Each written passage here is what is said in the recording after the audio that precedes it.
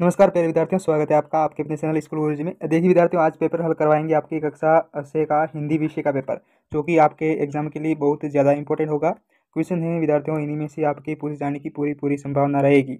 अगर आपकी तैयारी बिल्कुल कम है, नहीं भी है, तो भी आप निश्चिंत रहिए।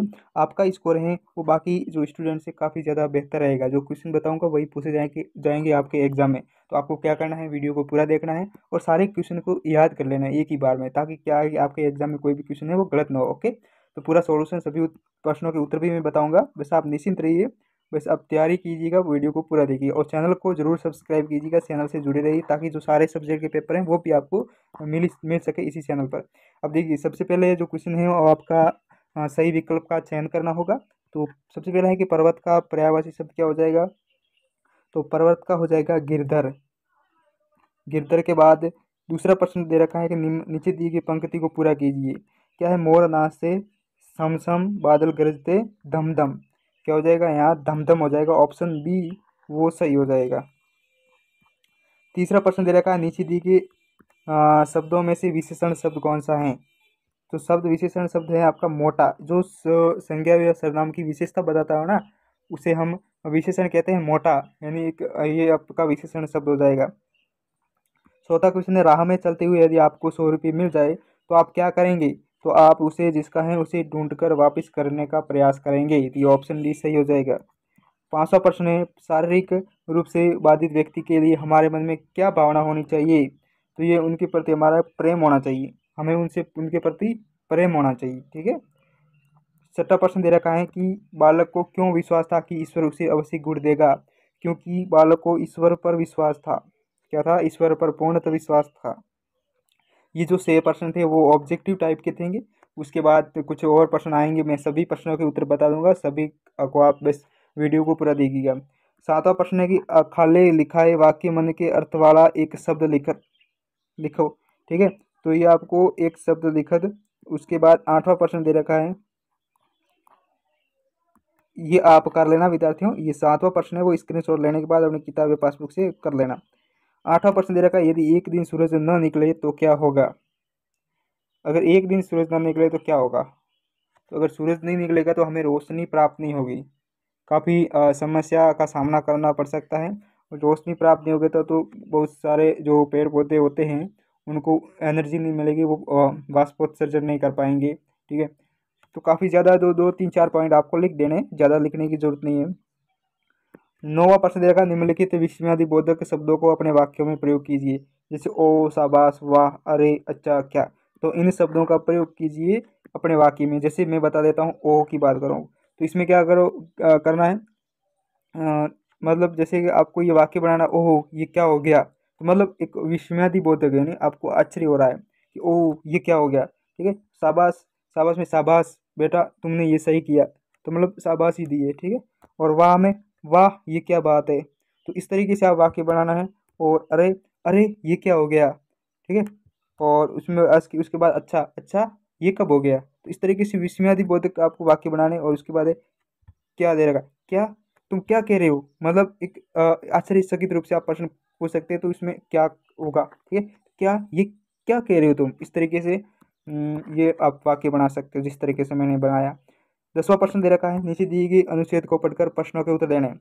अनुच्छेद को पढ़ना है, एक दो बार पढ़ लोगे तो पता चल जाएगा। उसके बाद प्रश्न दे रखा है, उपयुक्त अनुच्छेद में से दो मुहावरे ढूंढना है। दो मुहावरे ढूंढकर वाक्य में प्रयोग कीजिए। देखो मुहावरे हैं कि एक तो है बाल की खाल निकालना, बाल की खाल निकालना, एक तो ये हो गया आपका मुहावरा। ठीक है, एक ये लिखना है। और दूसरा मुहावरा आपको कहाँ मिलेगा, जैसे कि देखिएगा, वकीलों की थैली।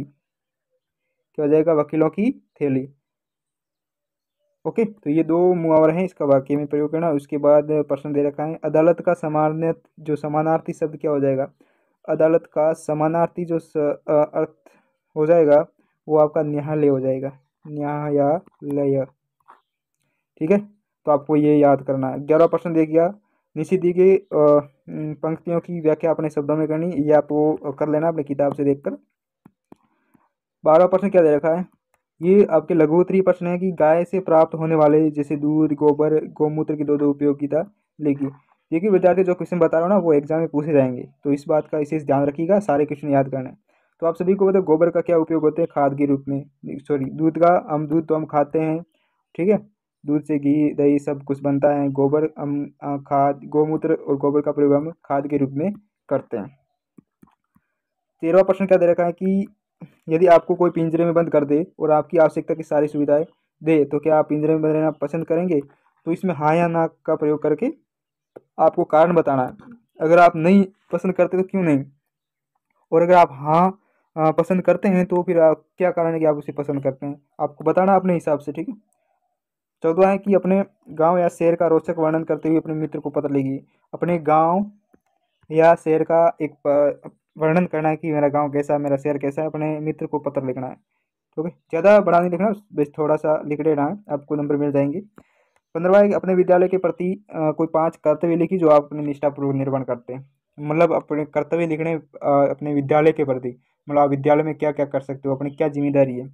ओके, या अथवा में दे रखा है, या तो दोनों में से या तो ये कर सकते हो, ये नहीं आता है तो आप ये भी कर सकते हो। देखिएगा ये प्रश्न दे रखा है, चित्र को देखकर एक कहानी लिखनी है, ठीक है। इस चित्र को देखकर आपको क्या लिखनी है, कहानी लिखनी है, ठीक है। ये आपका कुआं दे रखा है, शेर है, बंदर है, केला है, जंगल है, तालाब वगैरह, इसको देखकर आपको एक कहानी लिखनी है, ठीक है। और उसके बाद अगला है 16वां प्रश्न दे रखा है कि राष्ट्रीय चिन्ह है, राष्ट्रीय पशु, राष्ट्रीय पक्षी, राष्ट्रीय गान, राष्ट्रीय ध्वज, राष्ट्रीय वृक्ष, राष्ट्रीय गीत में से किन्हीं 5 के बारे में लिखना है। किसी 5 के बारे में आपको बताना है कि ये क्या है, राष्ट्रीय कौन सा, राष्ट्रीय चिन्ह कौन सा, हमारा राष्ट्रीय पशु कौन सा है, राष्ट्रीय पक्षी कौन सा, राष्ट्रीय ज्ञान क्या है, राष्ट्रीय ध्वज क्या है। तो किन्हीं 5 ये दे रखा है ना, उनमें से सिर्फ 5 को आपको बताना, 5 के बारे में बताना है कि ये क्या है, ये कौन कौन से है, ठीक है। ओके, तो आपको ये याद कर लेना अपनी किताब से, पासबुक से।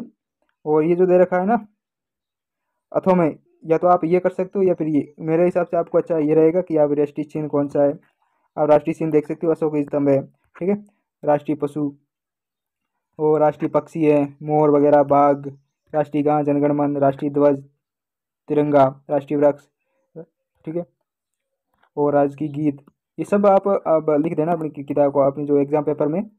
17वां प्रश्न दे रखा है कि बचपन की कोई स्मृति जिसे याद कर आज भी आपको बहुत मज़ा आता है, उसके बारे में लिखिए। और ऐसी कौन सी घटना हुई थी आपके जीवन में, आपके बचपन में, जिससे आपको बहुत मज़ा आता है, अभी भी आपको वो याद करते हो तो फिर भी वो उसमें इंटरेस्ट होता है, आपको खुशी मिलती है, तो वो आपको लिखना है इसमें।